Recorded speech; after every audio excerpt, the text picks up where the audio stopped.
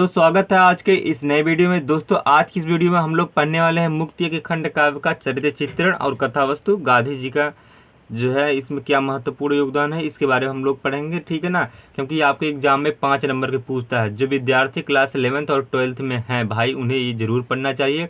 और हाँ, सबसे बड़ी चीज़ तो ये है कि मैं इसको कम से कम शब्दों में बताया हूँ, कम से कम शब्दों में, जिससे आप पढ़ करके आप कैसे एग्जाम में 5 नंबर पूरे के पूरे ला सकते हैं। लेकिन हाँ, इसके लिए एक शर्त है। शर्त क्या है? आपको इसे पूरा वीडियो कंप्लीट देखना पड़ेगा। और दूसरी शर्त ये है कि जो भी मैं हीरिंग बताऊंगा ब्लैक पेन से लिखा गया है, आप उसे याद कर लेना, ठीक है। अगर आप वीडियो 5-10 बार देख लेते हैं और हीरिंग को याद कर लेते हैं तो भाई आपको 5 नंबर देने से कोई नहीं रोक सकता। क्यों? क्योंकि आपकी हीरिंग जब याद रहेगा तो आप 2-4 लाइन अपने आप से ही लिख देंगे। इतना तो है नहीं अनपढ़, और इतिहास जरूर पढ़े होंगे, बस वही चीज़ है मुक्तिया के खंड काव्य। तो चलिए शुरू करते हैं। पहला आपका प्रश्न है मुक्तिया के खंड काव्य, आप हेरिंग डालेंगे। फिर प्रस्तावना तो हर किसी को मालूम होता है। मुक्तिया के खंड काव्य सुमित्रा नंदन पंत द्वारा लिखित लोकायतन से संकलित है। इसकी कथा वस्तु इस प्रकार है। बस इतनी सी बात है, इतना ही लिखना है। इसमें क्या याद करना है कि भाई सुमित्रा नंदन पंत और ये लोकायतन से क्या है, संकलित है। फिर उसके बाद अगला हेरिंग है नमक सत्याग्रह। तो नमक सत्याग्रह हर किसी को पता है कि गांधी जी साबरमती आश्रम से दांडी यात्रा दांडी गांव पहुंचे, ये तो सबको पता है नमक यात्रा में। और सागर तट पर नमक कानून भंग किया, नमक बनाए और वहाँ पे नमक कानून को क्या किया, तोड़ दिया और भंग हो गया जिससे, ठीक है। गांधी जी की इस कार्य से पूरी ब्रिटिश सरकार दहल उठी। बताओ, गांधी जी की इस कार्य से पूरी विश्व एवं ब्रिटिश सरकार दहल उठी कि भारत में कोई ऐसा भी है जो भारतीयों क्या कर रहा है, आज़ादी के लिए संघर्ष कर रहा है। जिसमें क्या है कि वह नमक पे जो कानून बनाए थे, जो टैक्स लगाए थे, उसके बाद उन्होंने क्या किया, साबरमती आश्रम से क्या किया, दांडी यात्रा को पैदल गए, गांव में पहुंचकर नदी के किनारे। उसके बाद नमक वहाँ पे बड़े बड़े हंडा लेके आग जलाएं। उसके बाद पानी समुद्र से ड्राम में भरे, नमक समुद्र का पानी खौलाएं, ठीक है।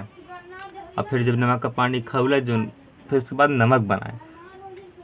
और फिर उसके बाद सबके सिर पे एक एक बोरी लाद करके नमक कानून को क्या किए, भंग किए। सबको लाद करके ले गए और सभी गांव वालों में बंटवा दिए एक एक बोरी नमक। इस तरह से क्या हुआ, अंग्रेजों सरकार के जो नमक कानून पे प्रतिबंध लगाए थे वो भंग हो गया। अब बहिष्कार वाला जो हेरिंग देखते हैं। गांधी जी ने इस महान नायक मतलब क्या होता है, हीरो। जैसे आप अपने घर में हीरो नहीं हो, ठीक वैसे बापूजी को जेल में बंद कर दिया।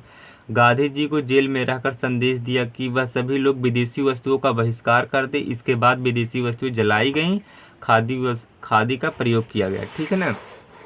फिर उसके बाद आपका हरिजनोद्धार।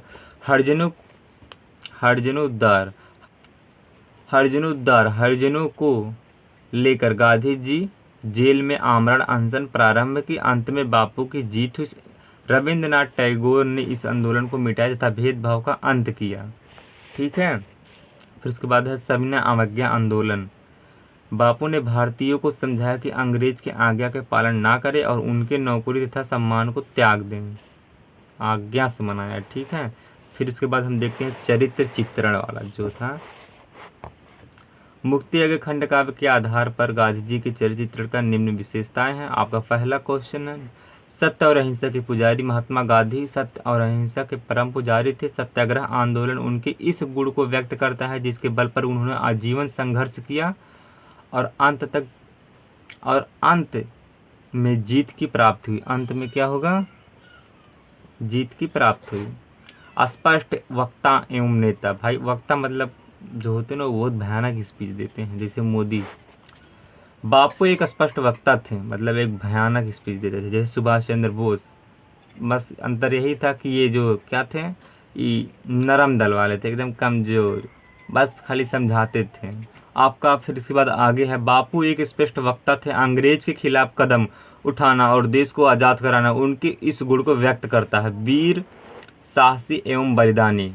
आपका अगला हेरिंग है वीर साहसी एवं बलिदानी। फिर इसमें आप क्या लिखेंगे, गांधी जी एक साहसी एवं बलिदानी पुरुष थे। अंग्रेज के खिलाफ डटकर मुकाबला करना जो उनकी वीरता एवं साहसी होने का झलक मिलता है। फिर इसके बाद आप आगे लिखेंगे क्या, सिर्फ आखिरी निष्कर्ष लिखना बहुत इंपॉर्टेंट है, तभी तो सब पता चलेगा कि आप बताएं क्या है। इस प्रकार हम कह सकते हैं कि बापू एक कुशल राजनीतिज्ञ, समाजवादी, सत्यवादी, देश प्रेमी, साहसी होने के साथ साथ बलिदानी महापुरुष थे।